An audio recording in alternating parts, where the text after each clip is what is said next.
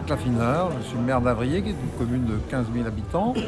Je suis de formation médecin, donc très tourné vers l'humain et vers la qualité de vie de mes concitoyens.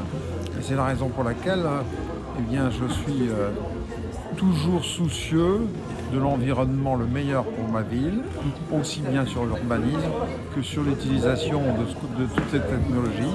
C'est la raison pour laquelle j'ai voulu qu'on fasse des conférences sur la transition énergétique, sur l'économie circulaire pour arriver au zéro déchet, mais aussi sur la ville intelligente, parce que je suis dans une communauté urbaine d'Angers qui va investir beaucoup sur la ville intelligente.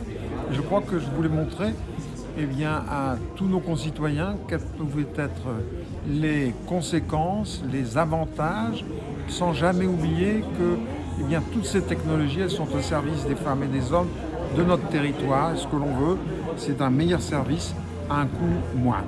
La Smart City, dont on parle beaucoup, qui est un phénomène de mode, et la notion de ville intelligente, qui est un engagement de territoire, c'est complètement différent.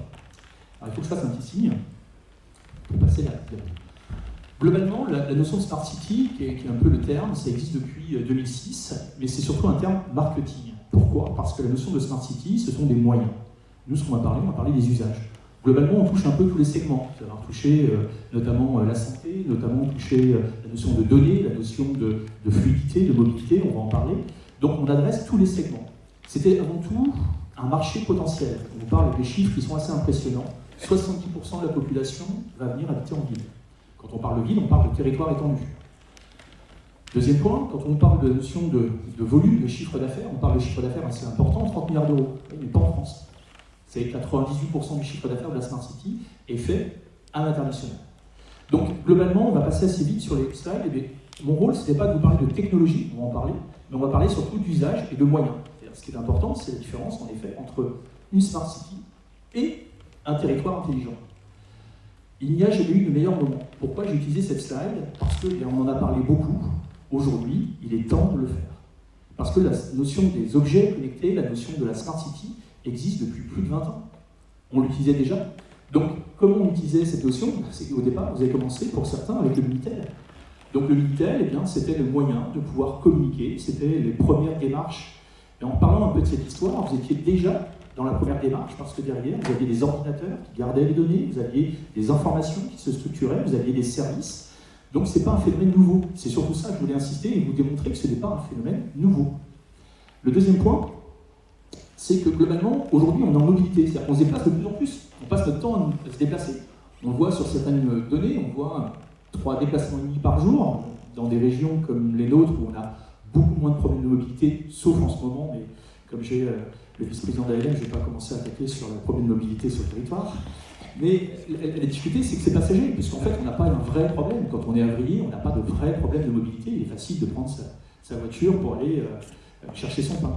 Mais ce sont des sujets qui sont des sujets de plus en plus importants, et vous l'avez vu, vous l'avez fait la démarche avec le tramway, de pouvoir organiser et de sensibiliser les personnes sur leur engagement, de favoriser un déplacement au travers d'un tramway, d'un regroupement de véhicules est beaucoup plus intéressant.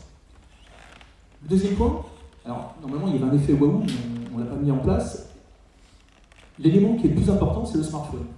Aujourd'hui, le smartphone est l'élément indispensable. C'est ce qui vous permet de faire des photos, c'est ce qui vous permet de pouvoir, en effet, piloter de la vidéo, faire vos commandes sur Internet, changer votre carte grise.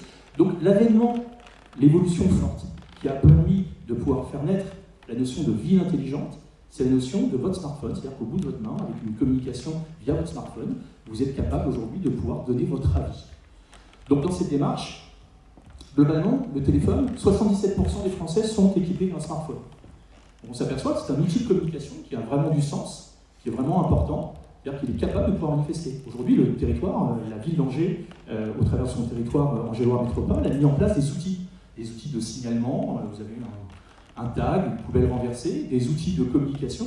Donc de plus en plus, les collectivités communiquent. Vous avez vous-même votre site internet qui est riche d'informations, vous avez ces séances qui vous permettent de communiquer. Donc c'est bien un engagement personnel, c'est bien vous au milieu du territoire. La vision citoyenne, je suis en timing, c'est de comprendre qu'une Smart City, eh bien, on a des équipements partout. C'est-à-dire que globalement, aujourd'hui, ça existe. que ce soit des bornes de rechargement, que ce soit des conteneurs de déchets.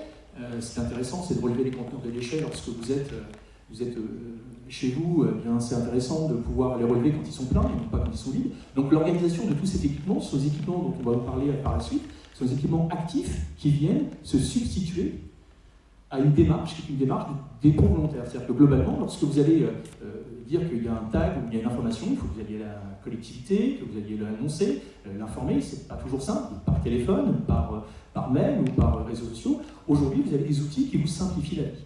Mais tous ces outils, ils sont nés d'une chose, ils sont nés d'abord de la volonté du citoyen. Donc ce qui rend le territoire intelligent, et c'est surtout le point important, c'est pas le territoire, c'est pas l'espace, ce sont les gens qui composent, ce sont vous, les citoyens, qui composez ce territoire qui le rend intelligent.